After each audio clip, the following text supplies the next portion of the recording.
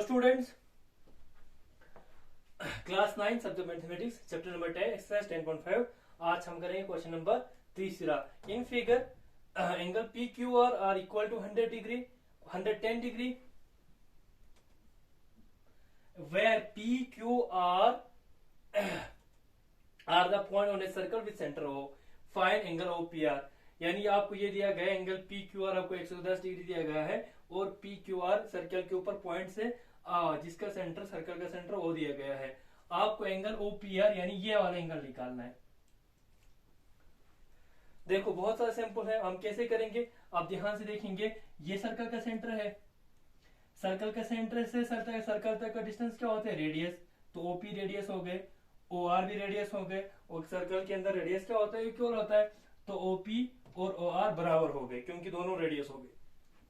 अब यहां देखो मैं इसके बाद ट्राइंगल ओ पी आर ये वाला ट्राइंगल ले रहा हूं, इसे मैं यहां पर बनाऊंगा आपके लिए। ये वाला ट्राइंगल में नीचे ले रहा हूं ओ पी आर।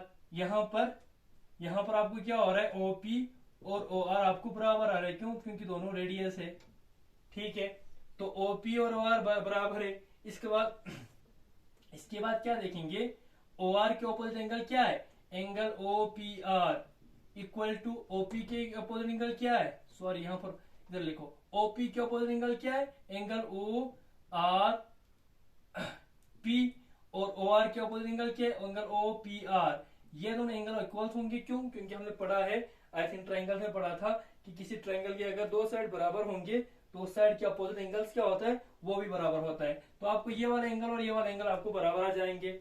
अब इसके बाद ये दोनों बराबर एंगल आएंगे तो आप क्या करेगा, आप इसी आइसोसेलेस ट्राइंगल में से ओपीआर का वैल्यू निकाल सकते हैं। लेकिन उसको निकालने के लिए हमें ये वाला एंगल चाहिए, ये वाला। ओके, ये एंगल चाहिए। अगर पहले मुझे ये बताओ आप लोग, ओ पी क्यू आर जो है कोरिलेटरल है ना। O P Q R A कोरिलेटर। क्यों कोरिलेटरल है? क्योंकि इसमें चार साइड है। लेकिन ये साइक्लिक कोरिलेटर नहीं है।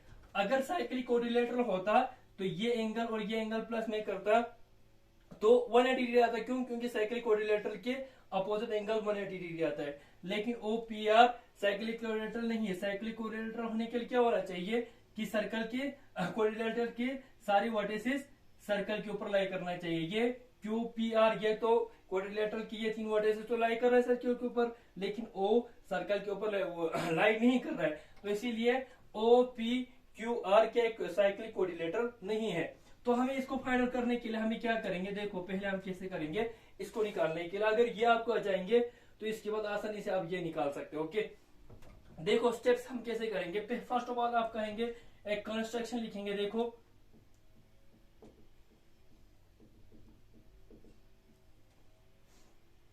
आप क्या करेंगे, चूज ए पॉइंट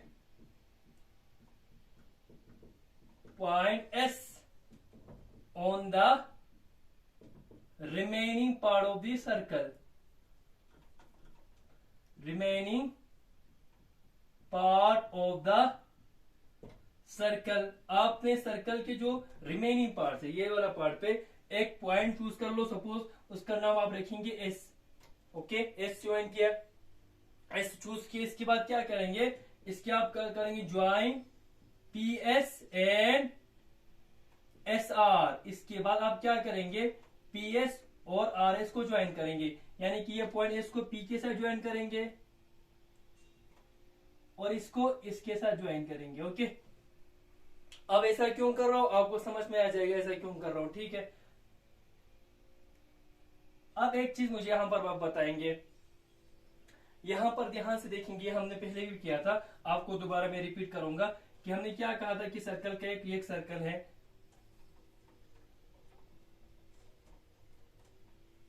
चल उससे पहले हम ये ऐसा करेंगे, फिर इसके बाद कंस्ट्रक्शन हुआ।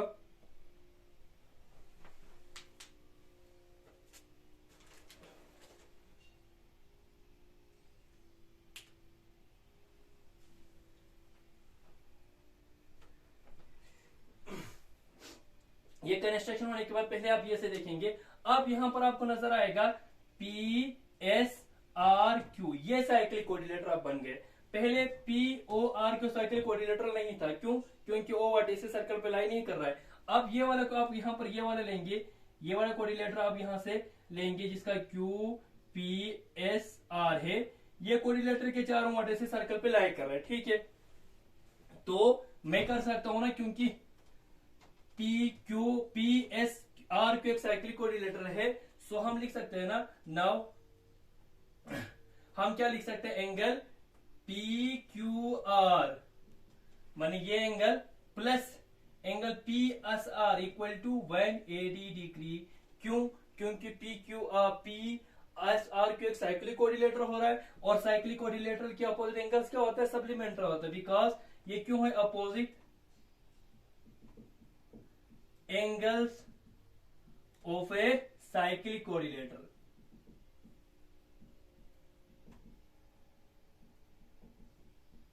ये साइक्लिक लिखना जरूरी है, ठीक है। तो एंगल पी क्यू आर कितना है, 110 डिग्री है, plus angle P S R equal to 180 degree. Sorry यहाँ पर 110 है कि 100 है, जरा मैं चेक करूं। सॉरी यहाँ पर 100 है कि 110 नहीं है, सॉरी यहाँ पर 100 है, ओके। यहाँ पर 110 नहीं है, 100 है, मैं भी सोचू यहाँ पर 100 था, ओके। तो यहाँ पर आप 100 लिखेंगे, P angle P Q R 110 नहीं था, 100 था, sorry, which implies that angle P S R equal to 100 को इधर ले जाएंगे, माइनस हो जाएंगे, तो 180 में से 100 निकालेंगे, कितना आता है 80। एंगल पी एस क्यू ये वाला एंगल आपको कितना आता है, 80 डिग्री आता है। पहले यहां तक नोट कर लो बेटा।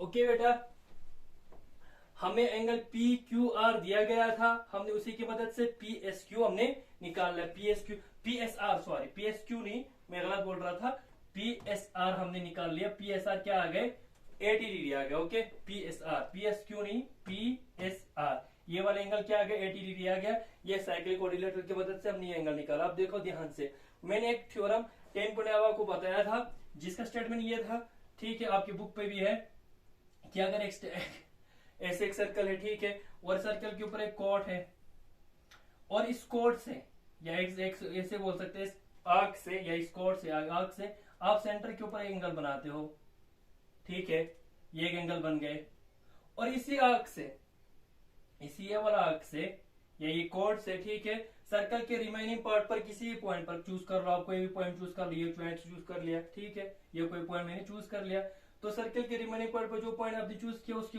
उसके ऊपर यही आर्क से, यही सेम आर्क से आप एंगल बनाओ, यही सेम आर्क से एंगल बनाओ। तो क्या कह रहे हो स्टेटमेंट, जो सेंटर पे एंगल बना वो इसके डबल होंगे, ओके। तो यहाँ पर सेम चीज यहाँ पर आपको नजर आ जाएंगे, जो मुझे यहाँ पर दिखा दे, आपको यहाँ पर डायग्राम बनाया गया। देखो ये आपका पी आर क्या है, एक कॉर्ड है, और यहाँ से ऐसे भी लिख सकते हो, पी आर एक आर्क भी है, इस आर्क से आपने सेंटर के ऊपर एक एंगल बनाया है, ठीक है, और इसी कॉर्ड से सेम आर्क से आपने सर्कल की रिमेनिंग पार्ट एस पे भी एंगल बनाया है। तो हम लिख सकते हैं ना यहाँ पर, now angle P O R equal to 2 times angle P S R. यह स्टेटमेंट आप लिख सकते हो, थ्योरम 10.8 का स्टेटमेंट जो बुक पे भी है। और अगर ये आप इसका स्टेटमेंट आप लिखना है, थ्योरम 10.8 इसका स्टेटमेंट यह है कि angle subtended by an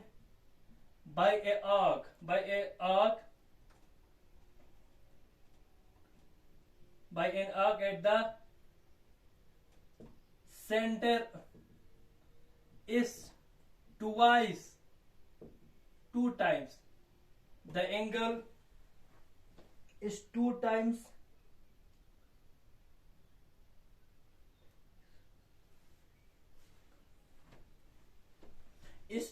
the angle subtended by the same arc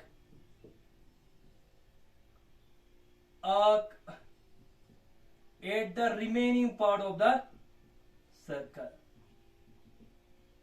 ये पूरा स्टेटमेंट आपको लिखना पड़ेगा बेटा। यानी कि एंगल जो सेंटर पे जो आर्क की मदद से सेंटर पर जो एंगल बना वो सर्कल के रिमेनिंग पार्ट पर सेम आर्क की मदद से जो एंगल बना है उसके 2 टाइम्स डबल होते हैं। यानी सेंटर पर जो एंगल बना वो रिमेनिंग पार्ट पर जो एंगल बना है, जो सर्कल सेंटर पर एंगल बना है वो सेंटर पर एंगल 2 गुना होता है जो रिमेनिंग पार्ट पर एंगल बना है। ठीक है, ये सर्कल के सेंटर पे बना है और यही ये सेम आर्क से सर्कल के रिमेनिंग पार्ट पर जिसको हमने पॉइंट यूज किया एस पे एंगल बना हुआ है। तो ये सेंटर वाला एंगल इस एंगल के 2 टाइम्स होंगे, यही हमने रीजन लिखा है। Angle subtended by arc at the centre is twice the angle subtended by the same arc at the remaining part of the circle. ठीक है, देखो therefore angle P O R equal to 2 times angle P S R हमें क्या आया है 80 आया है which is equal to 160 degree. Angle P O R आपको क्या आया 160 डिग्री, पी ओ आर आपको आया है 160 डिग्री। हमें ओ पी आर ये वाला एंगल चाहिए। अब आप लिख सकते हैं, देखो in triangle P O R 2 चीज यहां पर मैं आपको समझाना है। देखो ओपी इक्वल टू, इसके बाद यहां लिखेंगे OP equal to O R, क्यों बोथ रेडियस है, बोथ रेडियस, ओके दोनों रेडियस है। Therefore which implies that angle O R P equal to angle O P R. ये आप लिख सकते हो reason why angles opposite to equal side, यानी इक्वल साइड कोई ट्राइंगल है, अगर इस ट्राइंगल में कोई भी 2 साइड इक्वल है तो इस साइड के अपोजिट जो एंगल्स होते हैं वो भी आपस में इक्वल होते हैं। ठीक है, तो वो हमने किया था आपको। ठीक है, अब देखो now angle O P R plus angle P R O plus angle P O R equal to 180 degree, या आप लिख सकते हैं एंगल सम प्रॉपर्टी। ओके, अब ऊपर वाला मैं मिटाऊंगा।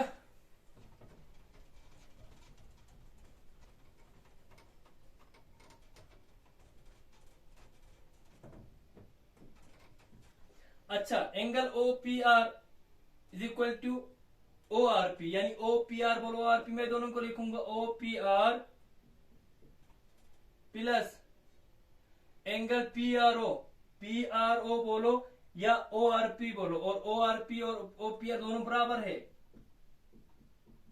Plus angle P O R equal to 180 degree. O P R plus O P R angle 2 times angle O P R plus angle P O R, हमें अब पी आया तो P O R 160 degree which is equal to 180 degree. देखो 2 times angle O P R equal to 180 minus 160 degree.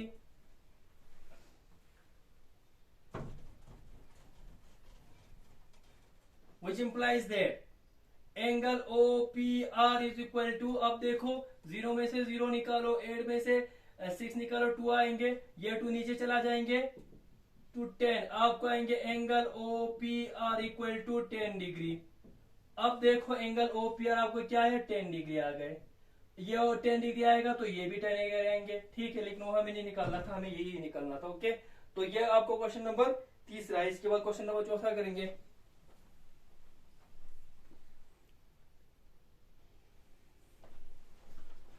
So student, अब question number 4 है। In figure angle A B C means ये पूरा वाला एंगल 69 डिग्री दिया गया है।